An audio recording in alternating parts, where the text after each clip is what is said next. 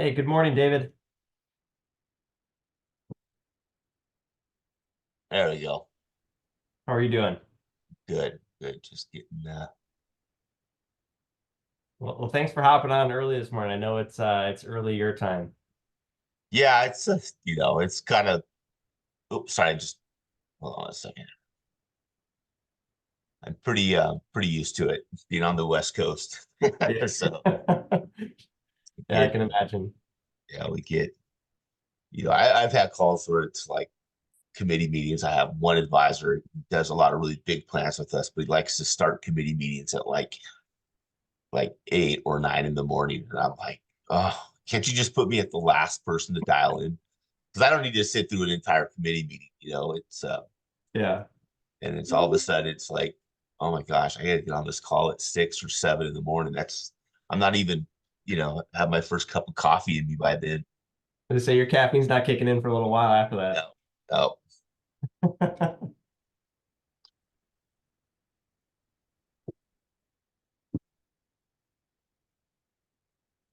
But finally clear the rain. We've been getting so much rain this year. I mean, we need it out here, but it's like it's been enough's enough. Hey, Jillian. Yeah. Hey, Hey, hello good morning, everyone. Jillian. Good morning. Jillian, are you on the West Coast too? I'm on the East Coast. I'm in Okay. Ohio. Oh, there we Flatlander. go. This wasn't so bad for you then. No. How we doing, I'm guys? well caffeinated. Good. Hey, morning, Patrick. Morning, guys. Jim?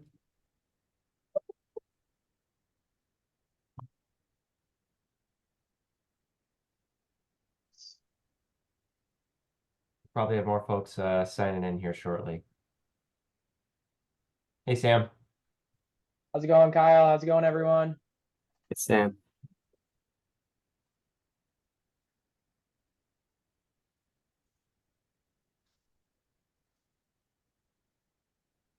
Patrick, are you finally rested up after Nashville? I think I'm starting to feel normal again, but I don't heal as much as I used to as quickly.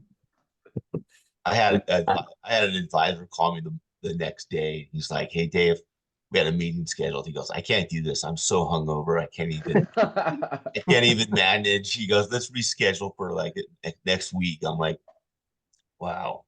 it's funny. Yeah, it was. I tell you what, as soon as we got back on Tuesday night, I think I was in bed by 8.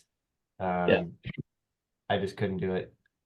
it was a big frat party. It's just every event was at a different bar. It was like it's crazy. It's hard too with multiple days, and then you got to travel back home, obviously back to reality. It just keeps pushing off the scaries. I actually went straight to the Masters. I was lucky enough to get to go on Oh, no Wednesday. way.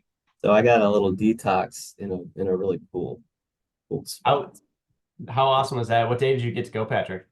I went on Wednesday, so I went to the practice round on Wednesday. It was great. Yeah, Highly Did recommend. you go watch the par three? I did watch a bunch of that too, so it was awesome. Weather was perfect too. The next few days were kind of brutal with the wind and everything. So I think you Yeah, got a little bit lucky with that. I definitely Hey, did. I just missed you then. I was there on Monday and Tuesday. That's why I Oh, didn't go to nice. Napa. Awesome. And it was a pretty easy choice. I Napa was gonna Conference say, or the Masters. sounds like you had to sleep on that one to think about it. Yeah. All right, we got Bill, Devin, Nate, and Mason. Welcome, guys. Morning, everybody. All right. Sounds Well, like I missed a go ahead. go. No, I was just saying. Sounds like we missed a good party in Nashville. But go for it. It was fun. Yeah, Bill and I think are still shocked that they were serving basically open bar Blanton's at Jason Aldean's. That's I crazy. had a Budweiser in my hand. I almost just threw it across the bar to get a blend. That's when I saw them pour that. All right. Hey, morning, Luke. Hey y'all, how we doing? Good. I'm bummed I missed last weekend. It's a short drive for me. It's like basically 3 hours from Atlanta, but life's a little crazy right now. We just moved into a new house and I was deep into unpacking boxes for like 72 hours. So That's the not worst. not preferred. the Bland's email really got me sweating. Similar to that. Yeah, masters unpacking a new house. It's about the same. Yeah. Yeah. Right. Yeah, exactly. Well, good morning, everybody. So I'm going to kind of take the reins on this one, Luke and Bill, and just kind of introduce David and Jillian. So we've got a couple of folks joining us today that I think you guys will have a lot of fun with. So David was formerly a DOL auditor and has a lot of knowledge and expertise on all things kind of ERISA and what auditors are actually looking at. Part of that is really where his story comes into light today and the services that he offers, plan sponsors today, and certainly making sure that people remain in compliance with DOL and ERISA. So I don't want to steal too much of the thunder here. So David, let's start with you. I'd love to have you introduce yourself, and then Jillian, I'd like you to introduce yourself. Just as kind of a intro to the group here. So these are all young advisors that are spread throughout the country. We've got some folks on the East Coast, some on the West Coast, and some in between in the Midwest here where I'm at. So you guys really have a good spread of folks throughout the country that you're getting access to right now. So with that said, David, I'd love to turn it over to you and have you introduce yourself, and then Jillian would love to hear from you. Yeah. So Dave Donaldson. My background, former senior investigator with the Department of Labor. While I was at the department, I built most of or retooled most of their training. One of the things that we found was that a lot of these investigators come out straight out of law school. They've never even had a 401k. They don't even know how they work. And so they're kind of charged with leading these investigations. And the investigations that were being done weren't in depth and didn't dig deep enough into some of the issues that they did. Most of them work off a checklist, and as long as you check that box, you're good to go. Kyle, do you want me to get into what we do as a firm? I would. Yep. Feel free to I'm go going to ahead tell and you a do little bit about what we do, and then I'll pass it over to Jillian. So when I was at the DOL, one of the things I realized is that plans were all doing the same errors and omissions, right? Give or take. I mean, everybody who's trying to do their best, right? We did have some bad actors. So I went to Phyllis Borsey at the time, who was the assistant director of labor for EBSA, said, what if we created this technology where people could subscribe to it, generate revenue, and it actually allow them to subscribe to a system that allows them to maintain and be in compliance. And she told me, no, we're in the enforcement business. And I said, well, I get it. So left the Department of Labor, created this software, originally called the Plan Manager. And that software's intent was for people to subscribe and to stay in compliance. But what we found was during that time that people wanted to do less than more, right? The plan sponsors are trying to delegate more stuff than they are, wanting to have to do anything. So we said, well, why don't we internalize this? Why don't we do it ourselves? And that kind of became the premise of the start of what at the time we didn't even call it 316. The industry wasn't even at that point where they had a name for what we were doing. And so we've chugged along providing 316 service for the last decade. Right now we're north of 15 billion in terms of plan assets. We have other lines of service that we do, consulting, things of that nature. But one of the things that we're always trying to improve upon what we do. I'm gonna let Jillian talk about what we're doing with our 360 payroll bridge. But what we do is really different. And we've actually rebranded recently to be a 402A named fiduciary of a plan. We've always done that work. It's something that we've always done. It's just, it took a long time for advisors to kind of accept what 316 was. And then once that became a thing, the industry jumped in with all these, knockoff type 316s, 316 services, or their contractual obligations. They're not fiduciaries of the plan, or 316 light, 316 limited scope. And so to kind of set us aside a little bit different, we ultimately, recently rebranded it as a 402A named fiduciary product, which is a little bit more comprehensive of what we do. But one of the things and the reasons we do it is simply because when we talk to advisors, and we just did a survey of advisors, about 350 advisors, and the number one complaint that they had is they spend too much time being the go-between between the record keeper and the client, right? And being that person that's always in the middle, trying to resolve issues, things of that nature. I would consider what we do really white glove. We are very, very involved with the plan, but we do it from behind the scenes. So we have um, very little interactions with the client. We allow the client to do what they do. We always tell them, listen, if you guys hear from us, it's because we need to have a conversation. We'll work typically through the advisor, through the record keeper, through the TPA to ensure that it's compliant. We don't need to be dragging the plan sponsor into this thing every time we have a question or every time something needs to be resolved. We've had a tremendous amount of success with that model simply because, you know, we get our stuff done, we get it done really well. We're constantly investing in our technology. As I said, we recently came out with what we call participant ID. You can see that kind of down at the bottom. And what that is a technology that we use for distribution. So when we do a distribution of a certain size, we actually run it through a scan where we're able to send a code to the participant's phone. They open it up, take a picture of the front and back of the driver's license, take a selfie. And then what that does is it generates an algorithm, AI-driven score that tells us the confidentiality of that, confidence level of that being the participant. And that kind of derived from the fact that people do steal money from retirement plans. It's kind of the dirty little secret that nobody talks about. But at the end of the day, this is kind of the way that we do business, right? We're investing in technology. We are putting, our money back into the firm. So we're always trying to develop. Where a lot of 316s are really labor intensive, we're running on technology. So we have the ability to scale. If we brought in another 100 plans this year, it wouldn't change the service model, wouldn't change the service quality, and we could handle that no problem. Some of you may or may not heard of me, but we've been around a long time. We do have a pretty loyal following, and we seem to be the person record keepers call when they have issues. We still do a lot of work for the Department of Labor. We take care of all their problem childs.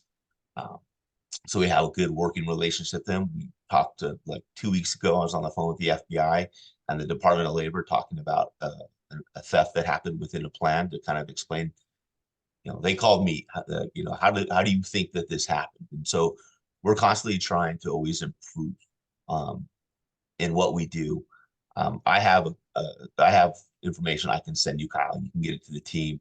One of the best tools that we have is the ability we have a checklist, right? So when you're comparing us against another record keeper or another 316 service, it's a great way, apples to apples or apples to oranges, right? It's a great way to do it. But one of the things that I'm going to reiterate is that it is really white glove, but our pricing is extremely competitive. Most of the time we can beat PEP pricing, and we can actually provide a service when coupled with our payroll solution that is better than a PEP. We've been asked by numerous record keepers to be involved with PEPs. We've, purposely staying out of that business.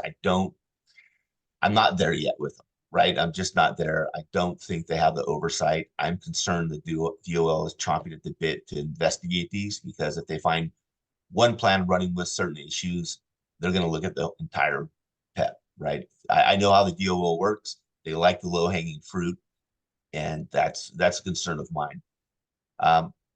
Recently, for years, we sat around and trying to figure out what's that last solve, right? And as you know, probably 80% of errors and omissions revert back to the payroll function of the plan, right? And it's the one thing that nobody's been able to fix. You have companies coming out with payroll integration, but when ADP can't fully integrate with ADP, you have a problem, right? And nobody's been able to really solve that or bridge that gap. And so for years, we sat around on our Tuesday morning meetings, kind of talking about how are we going to do this? How are we going to solve this? We need to invest heavily in tech, but we need to invest heavily in people, right? And so recently, Jillian's been about a year and a half, 2 years now, we rolled out our 360 payroll bridge, which closes the gap, right? And this 360 payroll bridge is really good for the micro market. If you call us and want us to do 316 on a plan that's got, $1 million and 15 participants, it's probably not a good fit for 316. And anybody who tells you that it is, they're just trying to make a buck. So with that, I'm going to turn that over to Jillian to talk a little bit about what we do on the payroll side. I think it'll have a lot of value, and maybe at the end we can just open it up to any questions that you guys may have. All right, thanks, Dave. Jillian Johnston with Arista Smart, and my background, 8 years corporate accounting, and then complex plan administration. I worked also with solving problem children for large corporations, partnering with the DOL and the IRS. So Dave and I started working together on some complex clients actually back in 2013, I want to say, Dave. And then we joined forces in 2019, or yeah, 2019. So one of the biggest headaches that we have with all of our clients is payroll, right? That's where most of your errors happen. So Dave and I came up with a solution where we'd act as a bridge. So what that really means is that we partner directly with payroll company and record keepers, and we alleviate and eliminate that risk to the employer. When it comes to the timeliness of their contributions, the updating of their deferrals, the missed opportunities no longer exist. An added benefit to our service is that it's very boutique, it's very hands-on. We do not outsource. We are 100% US based. We don't have a call center. We have direct team members and dedicated personnel that speak directly with the client at any given point in time. I think all of my clients have my cell phone number, personal numbers, email. So we are very much accessible, which I think makes a difference. We can operate in really two main capacities. There's first our payroll bridge is like that full 360 sweep, right? And forgive me, I talk with my hands. If that's distracting, let me know. So you have that full 360 sweep where it is the plan sponsor gets completely removed. All of the deferrals, access, full census data, eligibility management gets wrapped up under Arista Smart. And we handle all of the remissions, submissions, and updates for the client. And that really works very well when you're looking at micro to mid-size clients. So by mid-size, I think employee number is how I outside of plan assets, I think of plan size, number of employees, number of participants. So mid-size, I'd put anywhere like 500 to 1,000 employees. When you start getting larger than that, these companies are usually at least integrated on a 180 side. And we see that a lot with like your Paycoms, your Paycors, right? They can't close the loop fully on 360, but they can at least get assets over. The challenge that we find there is that payroll companies are not infallible and corrections happen. So even though it does alleviate a little bit of responsibility from the employer, it really adds more complexity to their plate because they have to balance their payroll. They still have to close that 180 gap. So that's the other side of our service, is that we'll close that gap on 180, which means from the top down, they have the full 360 oversight, feel, function, and how that works. But Arista Smart would step in and ensure that their payroll files are balanced, that the assets coming over balance to their ledgers and their spreadsheets, that the employee elections and deferrals are all up to date and timely. And this includes loan management. This includes eligibility. Auto enrollments are a fantastic idea in concept, but in practice is probably the bane of every employer's existence at this point, because they really don't know how to handle them. And then we have to deal with missed opportunity. We remove all of that liability. And I think another benefit to our services is that for these clients, their annual census composition, partnering with their auditing firm, we take over that responsibility as well. So the employer, just on their annual requirements for reporting, testing, save anywhere from 40 to 150 hours, depending on the size of the plan. So we give that back to them by taking over that responsibility. So this is very high level, right? So I don't want to get into the weeds unless you have like very specific questions. I'm happy to answer them. But I think at the end of the day, the benefit is that you have seasoned administrators and people with taxation backgrounds that are reviewing those contributions. We are reviewing for accuracy. And they always have a direct contact. They can pick up the phone.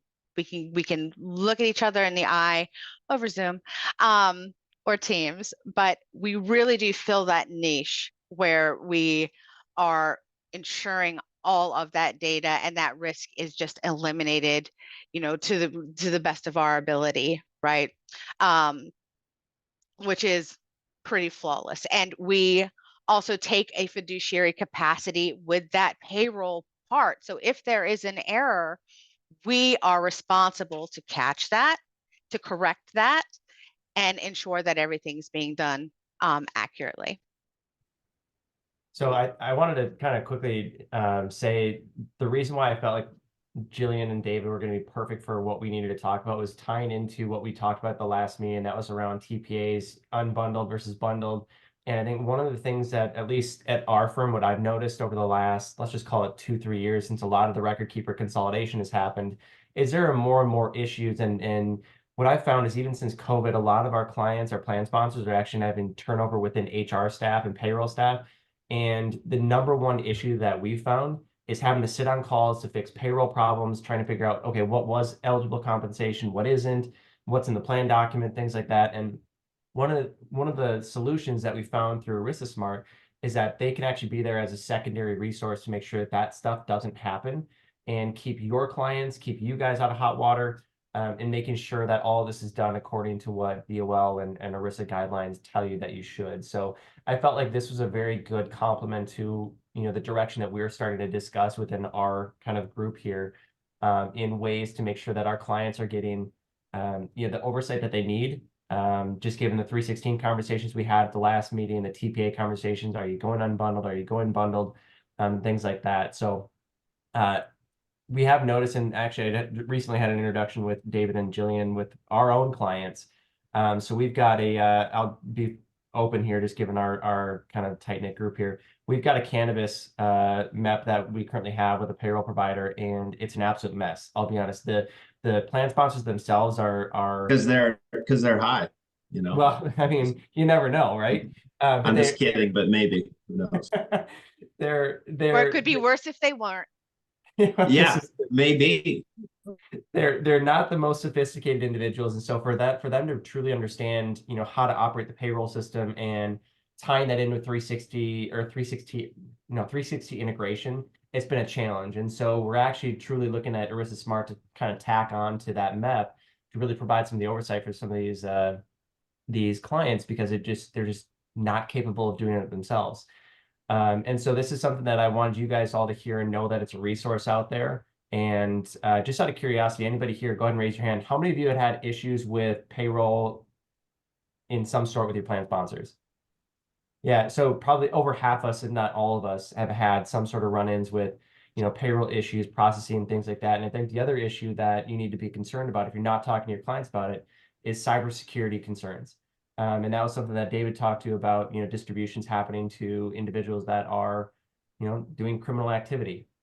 So it is certainly something that's at the forefront of what IntelliSense is thinking about and how we're trying to reposition ourselves from an advisory standpoint to make sure that our clients are protected, our participants are protected, and certainly provide you guys a resource for that. So again, I want to open it up to the group here. Ask any questions of Jillian and David, and let us know. It's funny, you're spot on. It's really funny because I always say, ERISA's going to be 50 years old this year. And the original intent was to, hold accountable plan sponsors for these DB plans. But fast forward 50 years, and we have all these defined contributions plans, and it makes these plan sponsors who know the very least about running a plan the most responsible. Can you imagine if they had, clear claims and approved claims for their health insurance? I mean, it's almost backwards, the fact that we're making these plan sponsors do all this work when it can completely be outsourced to people who actually know what they're doing, right? So with that, I'll go into the question mode. Yeah, I mean, the average lifespan of an HR rep now in an environment is anywhere from 13 to 16 months. So that's the national average right now. And we could probably count on our hand the number that are versed in ERISA and those requirements. So what we are able to do is let them focus on business functionality, personnel, and the back end of that, and then cover their tokuses with the retirement plan, with their benefits to ensure that, you know, they're not falling into hot water, and that they can actually concentrate on business growth and their personnel.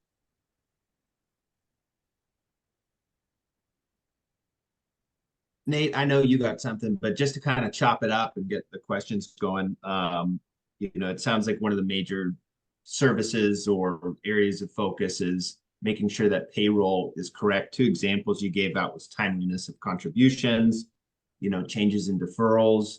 I don't know, full-time, part-time, but those were the two you mentioned, was change of deferrals and timeliness of contributions, and E&O being a factor there. Nate, I know you got something thinking about. I'm also thinking about your mom and pop payrolls to like a Paylocity, you know, so I'm curious to the group, and then maybe we can see if you guys have any anecdotes to it. Do you guys agree with that? With timeliness of contributions, change of deferrals, like, does anyone have any different pain points or questions with different payrolls? That's something I'd be interested in digging into after hearing this. I know for myself, the biggest one that I've seen the mistakes on is the automatic enrollment. All of a sudden, you know, you have to have automatic enrollment, and I've come into a couple different plans that have it and they aren't doing it. So we're going back and, you know, making a QNEC or whatever it may be, right? Figuring out what the solution is to fix it. But automatic enrollment, obviously we're pushing it and we're trying to implement it. But ones that are not following it, all of a sudden we're making big time corrections. Yeah. I would also couple onto that auto enrollment, auto escalation, because that is also another requirement. And I see more clients, they may capture that auto enrollment, but they forget about that auto escalation requirement. Or you have a record keeper that doesn't quite understand how to report auto escalation. So it falls on the employer at all times to make sure that their employees are updated in accordance with the plan document. So I would also add on to that, because it's a limitless list, right? Our loans. I see a lot of errors with loans, starting loan payments, probably the main one, turning them off in a timely manner. And that comes down to 72P administration, which is also probably a huge pain point for a majority of clients as well. Payroll companies, we can work with any payroll company. Why? Because we partner directly with them. So if they're cloud-based, we have our own access, which is fantastic for quality assurance and checks and balances. When you're talking mom and pop shops, they're usually using their desktop QuickBooks or grandma's ledger, or, you know, some of these archaic systems like Sage, or what is it? There's another Workday, desktop version Workday. We use LogMeIn and Right Networks to access remote computers. So as long as they can set us up on a remote desktop, or we can schedule time, and we have clients to do this, schedule times where they're out of the office, they're done for the day, so we can then just log into their computer, we can grab the reporting, ensure everything's updated, and get it taken care of that way. So we run the gamut. There isn't a single payroll company or system that we cannot not work with. Hey, why don't you go ahead and ask your question quick? Yeah, I was just curious. So are you guys custom building these payroll bridges? Or are you white labeling one of the existing sort of fintech middlewares, whether it's payroll integrations, Pay Connect? It seems like there's a new one every month nowadays, but. Okay, so for payroll, we have our technology internal. So we don't tap in on a technology basis to their payroll system. We are literally in there. So if you're my client, I am in your payroll system. I have my eyes on the prize. The only way we will ever find an error is not through technology. It is through having dedicated, trained, knowledgeable people knowing what to look for. I don't think AI is there yet. Because every plan has a different set of nuances, and depending on their plan design, it's not a one size fits all. So what we do is we access all of their reporting directly, run it through our internal software, and then handle the imports to the record keeper, and vice versa. And it comes back the other way for that 360 oversight. You know, the key is So- when the technology, you know, the easy part is building the tech that grabs data, reformats it, sends data, right? Or grabs data, reformats it, sends it back. That's the easy part, right?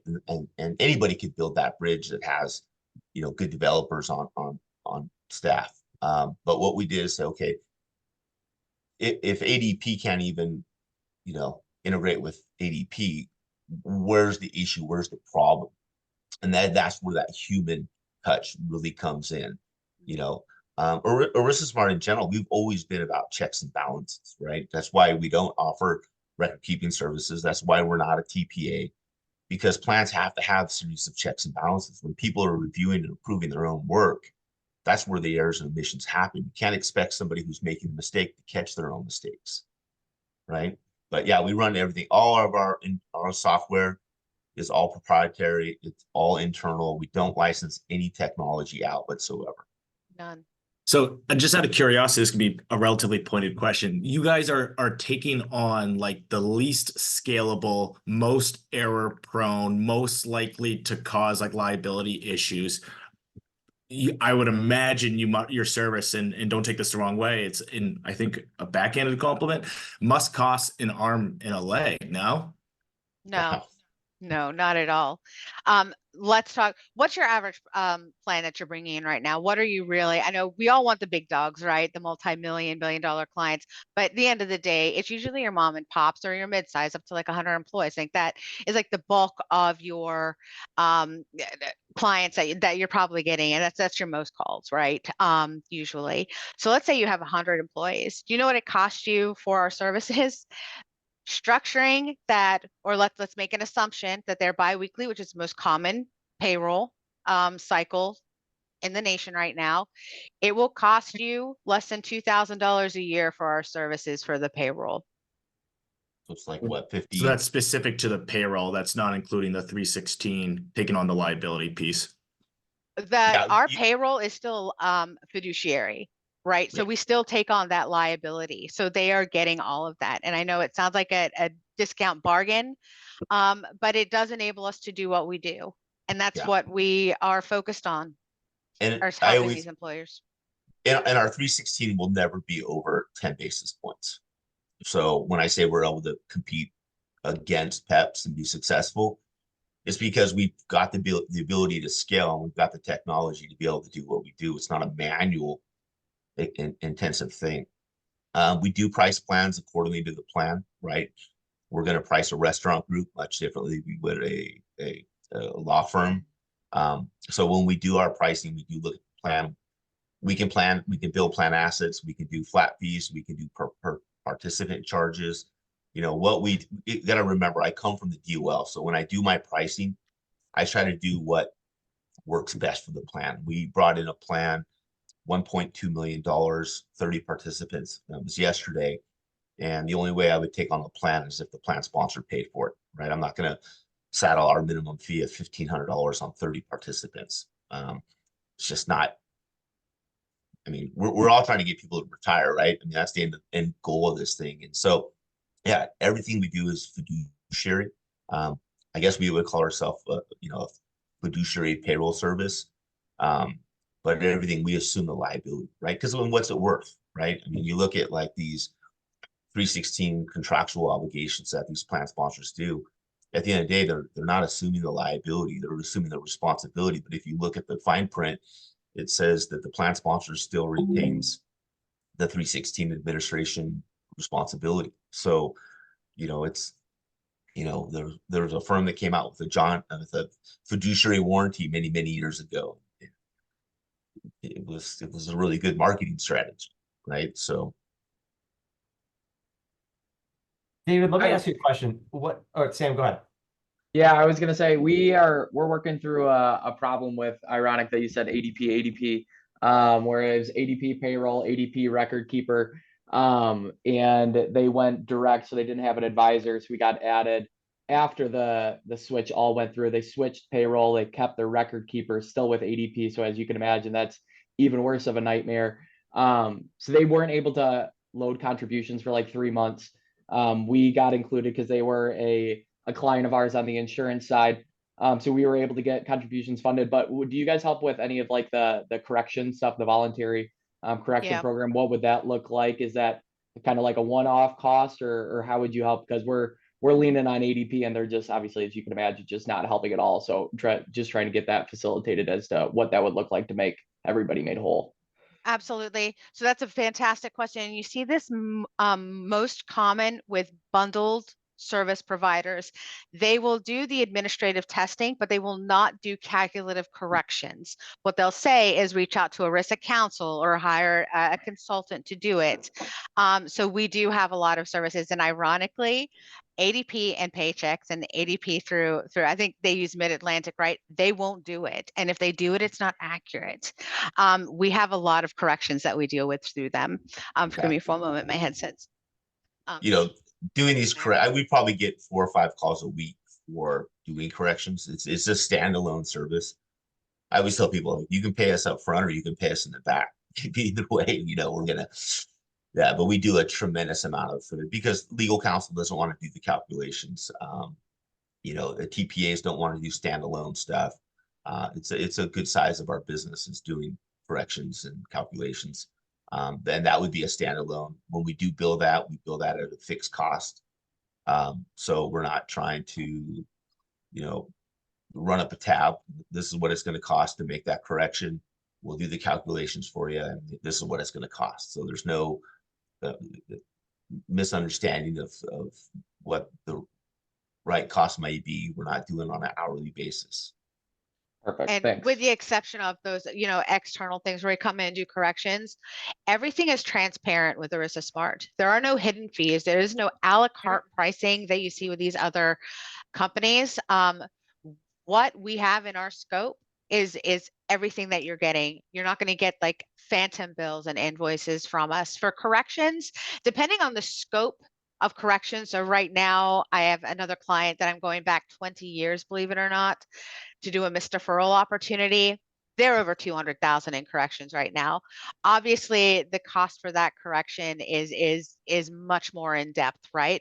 But we have other clients, some law firms that we've been doing, and they're not complicated. That's the challenging thing. So we do charge an hourly rate, or I might look at it as like a flat fee, depending on the complexity and length of the issue. Most of them are very simple. So why is it so difficult? Yeah. That's our opinion with it too, because it's only 3 months. I mean, it's not 20 Yeah. years, and that shouldn't take 2 months to figure out an answer for them to just tell us that they won't do it. We've got to figure out something else, obviously. So that's super helpful. Thanks. Yeah. Do you know how many employees it would affect or Yeah. were affected? Yeah, it was just over 200 employees. Gotcha. Okay, that's significant, but that's really simple, and Yeah. it's less than 25%, and you might actually get away with 0% QNEC. So what's the problem? Yeah. Yeah. And that's exactly it. So they had contributions withheld, but they just weren't able to fund them. So they, from the majority of the cost of it, it would probably, I think the missed contributions was about like $200,000 that they were able to one-off fund because they had contributions withheld. But obviously from the calculation standpoint, that's what they're struggling to figure out answers on. Oh, lost earning allocation is probably the simplest correction you could possibly do. Mhm. Give me a spreadsheet. I got you, boo. Perfect. Yeah. So question, David, for you then, because I want to give everybody here kind of an action item going forward. So as we're prospecting and coming across new plans, what areas or problem areas should we be diving into to say, hey, there's a problem here that we can show value and show correction on and say, hey, you should be looking at this, or, let's take a look at definition of compensation.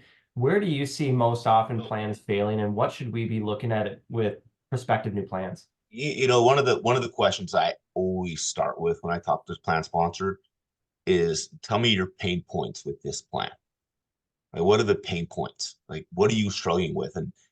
And it typically it is the administration side of it, right? Making sure that we just brought on a client, they have auto enroll, and about 75% of the people that it's also a cannabis company. About 75% of the employees opt out, and so the plan sponsor was having to upload these opt-out forms to and it was just overwhelming time, right? It's the value of time is what's important. But you know, the pain points are very simple. It's payroll, it's approving distributions on a regular basis, and that's about it. But the best thing you can do is ask them what their pain points are. I saw a thread on LinkedIn the other day where they were talking about how, you know, I showed this employee that I could increase their, you know, their participation. I could do this, I could do that, and I would save them $20,000 in fees. And the client said that they weren't interested. I'm like, yeah, because you're not addressing their pain points, right? I always say it's like, you know, if you have a stick shift car and you don't know how to drive it, you wouldn't necessarily turn it in for another stick shift car, right? You got to learn to drive the thing first before you move on to something different, right? And that's the problem with our industry is people get fed up at the record keeper and they change, but they didn't fix the problems that they have internally. And once they can fix those problems that they have internally with plan management, then those problems go away, right? You can do that by either educating yourself to be able to handle all those functions, or they can just outsource it. Like I said earlier, it's ridiculous that the industry that we put so much emphasis on the employer doing all this work. You know, why wouldn't you outsource this stuff? I mean, if you got to look at the Department of Labor statistics, we can go back 15 years that I've been tracking it, and 70% of plans they investigate are found to be in violation. I mean, that's absurd that we're failing 70% of the time, right? I mean, you imagine if you failed 70% of your clients, we'd be out of business, right? So it's absurd the way that these plans operate. And to be honest with you, I talk to plan sponsors all the time. They don't want to meet quarterly with you. They don't. They want this plan to just run. They want to meet with you once a year, and work on their business. But we tend to, as an industry, want to get in front of them and show them the value we do. The value from an advisor standpoint, in my opinion, is participation, average account balance, investments, and that's it, right? If you get that dialed in with a plan sponsor, you're golden. And the ability to not have to be on the phone as the go-between is going to allow you to drive more business. We talk to advisors all the time, and they say, you know, I'm getting to like 50 plans, and I either have to hire new people because I can't service. I can't do 50 committee meetings in a quarter. I'm like, well, why are you doing 50 committee meetings in a quarter? What's your average size plan? $2 million. You know, it's like, that's ridiculous. You know, like they don't need to sit down with you every quarter. And, you know, we've kind of come up with this ideology of how plans should operate, and it's completely off base and wrong. As an industry, we're doing stuff that the technology is completely can take over, but we do it, you know, wait till Secure 3.0 comes out and they do a bunch of new stuff that the record keepers can't accommodate. You know, it's absurd that the way that this business runs sometimes, you know. Yeah, the other point I make to all of you guys, for those of you that were in Nashville last week for Napa, one of the common, I think, topics that came up was around the advisor's role changing a little bit. And to David's point, you know, they don't want to necessarily meet with us quarterly. And you can do funds, you can do fees, you can do fiduciary governance, you can do all that stuff in you know, just a couple meetings a year. Where I think a lot of the stress now for us as advisors is coming is that our clients are now looking to us to be business consultants and not just 401k. And it's, you know, there's only so much time in a day that you can do that for, you know, your book of business. And so making sure that you got the right partners in place to help in certain areas is going to be critically important. And especially as you need to know more about, hey, not just the 401k and this and that. It's, you know, how do you help the HR person do the payroll side of things? How do you make sure that everything's moving as it needs to? Because to David's point, at least the common trend that I've found with our clients is they want to be hands off. They want this thing to almost be mailbox money for us and just work. And so they're looking to us to be experts in certain areas that our roles are expanding, and I think it's going to continue to go that way, especially as we start to see the baby boomers transition their businesses to other individuals and things like that. It's just that's just something that I'm noticing. I don't know if anybody else is noticing that too. Yeah, you know what's really interesting is, so my dad's a retired firefighter, likes to talk ERISA with me for some reason, right? And we were talking the other day, and I was telling him, you know, it's amazing that I would say with distributions that are under $10,000, about 95 to 98% of those get cashed out, right? I mean, what a great opportunity. And I know there's not a tremendous amount of revenue in those, and that's why nobody really cares. I mean, I think if you're with one of the big, you know, wirehouses, they don't get paid unless it's 250,000. But what an opportunity to be able to grab that money and do something that's right for the client, right? Those never go to IRAs, never get rolled to IRAs. They cash them out 90, 95, 98% of the time. That's where the industry needs to transition from an advisory standpoint. And if that's in just kind of a plug and play kind of IRA that we can get people into, because then they go to their next job, they get about $3,000-4,000 in their 401k, and then boom, they leave, they cash it out, right? That's what's important, you know. I mean, some of these people, I'm like, why are you taking this money? You're taking 10% penalty, you're paying taxes on it, you're doing nothing for your future. And that's kind of where I think in the advisor world, and I do see that with a lot of the acquisitions that are being made with that kind of model where there's an afterlife after the 401k, right? And that has to include those small balances. David, out of curiosity, what do you see happening with like Secure 2.0 and like the portability portion, where they're going to start transitioning some of these smaller account balances to, you know, to the next employer's plan, things like that? I think it's fantastic. I mean, I love the idea, right? I love the idea of portability. I love the idea of moving plans to IRAs when they're, instead of mandatory cash outs, we're moving stuff to IRAs as much as we possibly can, because that's where it's at, right? I mean, we've got a problem. We have a problem with people not saving enough for retirement. And the more we can do as an industry to make sure people are putting that money away, that's golden. I mean, I don't know. That's the key, right? I mean, we get so focused in on everything. At the end of the day, what's the most important thing about plan? Somebody having 70, 80% income replacement when they retire. So anything that we can do as an industry to kind of push that. Every plan we take over now, all mandatory cash outs either go, usually we've been using pen checks a lot because they have a 70% find rate. But we're really pushing. I mean, listen, do you guys want to know who handles those $10 million or $10,000 and under rollovers? Edward Jones, all day long, you know. And people, you know, we knock on Edward Jones all the time, you know, when they're in our space. But hey, those guys are actually doing the right thing by these participants. You know, they're probably, I don't know, they're probably slamming them into annuities or something when they get the money, but they're at least talking to those people, right? Like, anything we can do to get these people to put that money away is the better. Like I said, I would say it's almost 98% of plan balances under 10,000 get cashed out easily. At the end of the day, it's about protecting the employee benefit, right?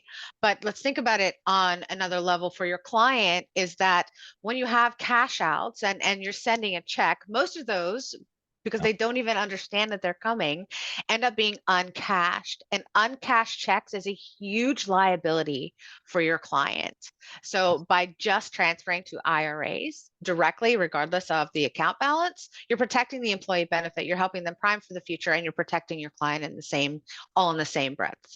Yeah. So if you guys don't know how the DOL works, the DOL, if you were to pick up the phone and call the DOL, you go to what's called a benefit advisory. So there's a group of people in every regional office that their job is to answer the phone and answer questions. And those stale checks are probably one of the leading questions. You know, hey, I had a plan with XYZ. I called them. They don't have my money. You know, it's tracking it down. And these are small assets that are being cashed out and disappearing. And these people are calling the Department of Labor to find their money. And you know, you get 4 or 5 people who call on your plan find their money, and the DOL's coming in with an investigation, right? Stale checks are a major issue in plans, Yeah, and they don't. I think that topic makes a lot of sense. I mean, those force outs or people cashing. When I was a teller, Bank of America, my dad grew up in this industry. I cashed out my check, and then I got my taxes, and I was like, "What the heck?" So, Yeah. like, I just didn't know. A lot of people don't know, and I've seen some folks in our organization. They'll for force outs under $1,000, under $5,000. You said 10. They just roll it to an IRA, put 1% on it, and at least it's invested, and Yeah. takes off that check tracking, Jillian, that you described. So that Yeah, we we should put that we as have a a- topic. Yeah, that would be a great topic. And you know who I would recommend? Who he just left Empower and went to Pencheck. I'll get the name for you, but we've got a master agreement with Pencheck. I like what Pencheck is doing because they have a 70% find rate, which is way higher than everybody else. And I don't like it to go to the record keeper simply because once the plan moves, they just sit on the money. But that's such a major issue, is these lost checks, those stale checks, is what the Department of Labor actually has a whole investment strategy surrounding stale checks, right? It comes down to prudence and loyalty to the participants. And so, yeah, that's such a that's a David, problem. what was that? What was that one? The auto portability. Spencer Williams, didn't he have? Wasn't there something there for portability that was a big splash? I don't know if that rings a bell. Doesn't ring a There bell. was someone, and I'll do my homework later, but maybe we should talk about portability and rollovers and that kind of stuff. Yeah, it's getting there. I don't think we've seen anything that's like perfect yet, but the ideology behind it is great, and Secure allows for that portability. It's just, it's going to get complicated, right? Because I don't mean to bash on PEPs, and I don't, because they have a need, but with these PEPs, people are going to be moving through our organizations a little bit differently. I think things are going to get really lost in translation. But if you could figure out a way to if you could have just a general IRA with a call line that would actually help people, and that money could just go to this basic IRA with somebody to reach out to the participant and explain why it's important to save for retirement, and that we can, that now you have an IRA, and we could do an ACH out of your bank account for $100 a month. There's so many great ways that people could set up strategies to save that low hanging fruit that just goes right out the door. And you're right, these people all of a sudden take a $5,000-6,000 distribution, and because they're hurting for money in most instances, and then they get hit with a 10% penalty, and on top of that taxes, and they're expecting this $3,000 or $4,000 refund on their taxes, and it disappears. So they've just put themselves in a deeper hole because they've relied on that standard $3,000 to $5,000 that they get back every year. It's a major problem, and the industry needs to definitely address it. And they're I think they're going in the right direction for that.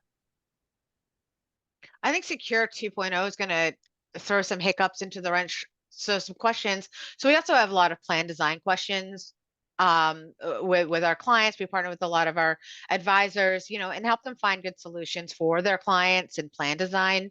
Where I think Secure needs a lot of help is this new Roth match.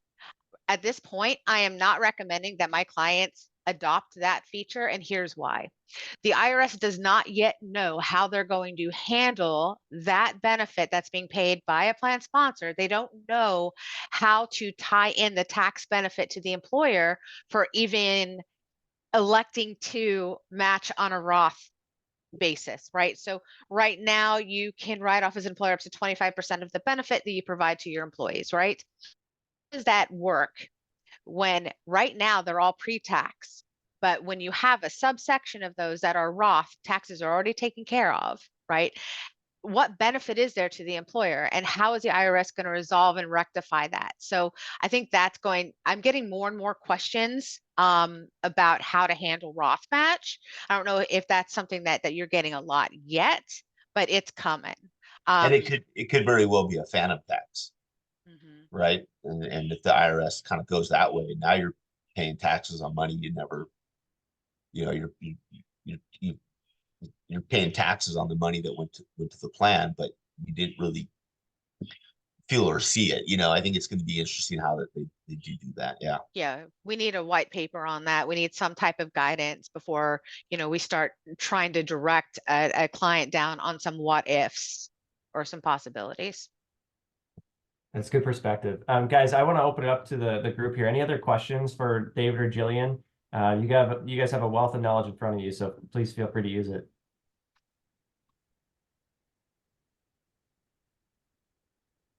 What other kind of Secure Act 2.0 items should we as advisors kind of have on our radar? Jillian, you provide great perspective there around the Roth provision. I mean, what else should we be concerned or pay attention to as we talk with clients over the next year or so? So I think that really comes down to, I think a question earlier was, what do you even ask a client when you're in front of them, or how do you figure out, what their pain points are? To me, I think about that like on a day-to-day operation. Usually these conversations don't have like all the people that need to be in that meeting in front of you. You have the client or the board in front of you. They can make all the decisions they want, but it's up to their staff to make that happen. So I think for myself, when I'm talking to a client, I want to talk to who's processing their payroll. I want to talk to their HR staff. I want to talk to Grandma Sue, who might be the one doing it, right? And only comes in on Sundays after church.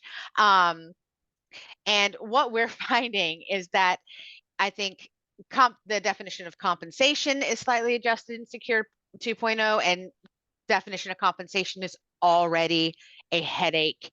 Just make it simple, make it 415, just be done with it. Make it gross comp, be done. Make it simple on yourself, kiss it, right? Keep it simple. I think that I think you're going to see more and more quackas popping up because you have auto enrollment. A lot of plans are tied with safe harbor. Does your client understand the nuances of calculating a QACA, qualified automatic contribution arrangement? Do they understand it? Most don't. And many many payroll companies don't know how to build that function in.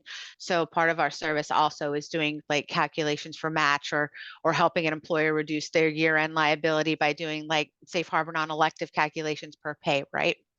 I think that with Secure 2.0, there's also the possibility to match on student loan payments. I think it's also something that clients need to understand. Just because there's some levity and then there's some allowance to adopt some of these programs doesn't mean they should jump right in. I would certainly wait to get more guidance on some of these decisions, understanding what an HCE is, because we all know that their catch-up contributions are going to have to be deferred to Roth.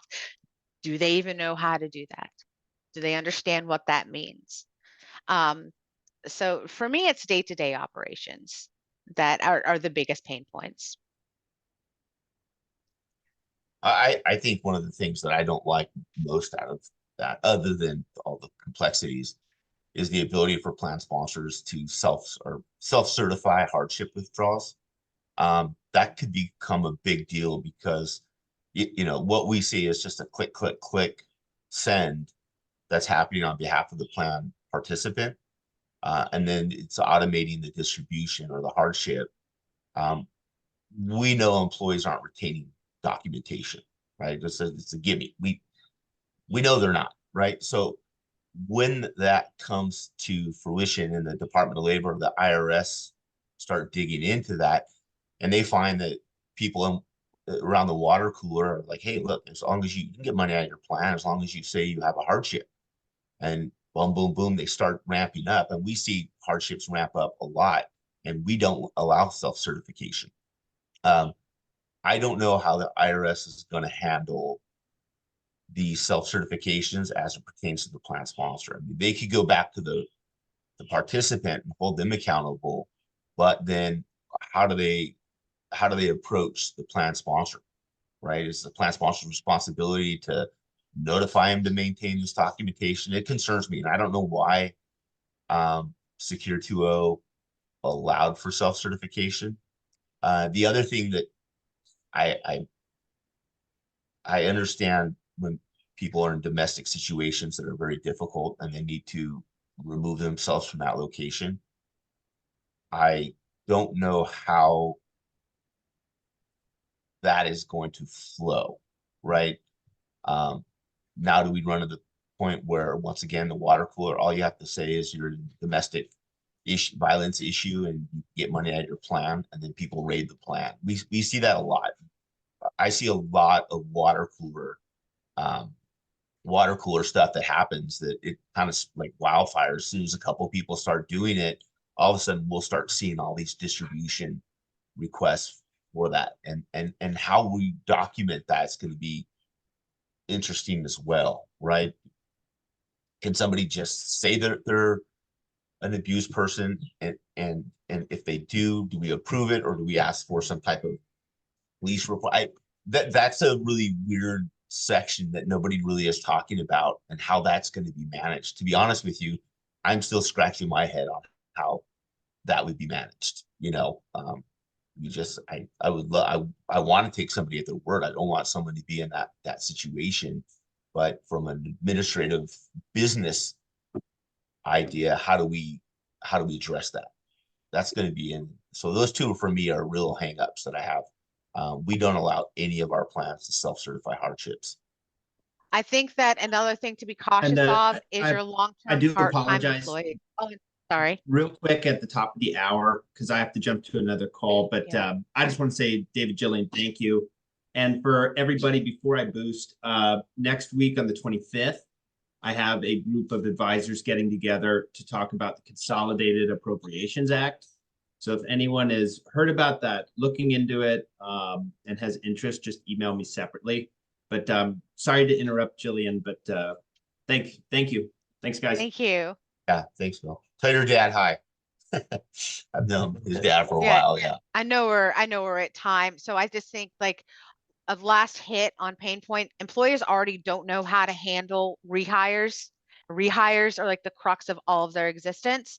Now you have your long-term part-time employees, which is going to throw even more of a wrench to keep those into consideration, which went into effect actually in 2024.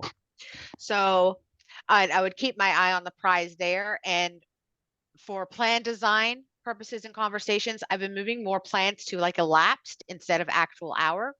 I find it to be simpler to administer, to modify, and for the movers and shakers within the company to understand how the plan operates. I think that would probably be my last point on long-term part-time with Secure. Well, I appreciate David and Jillian, you guys coming on and giving us all the information.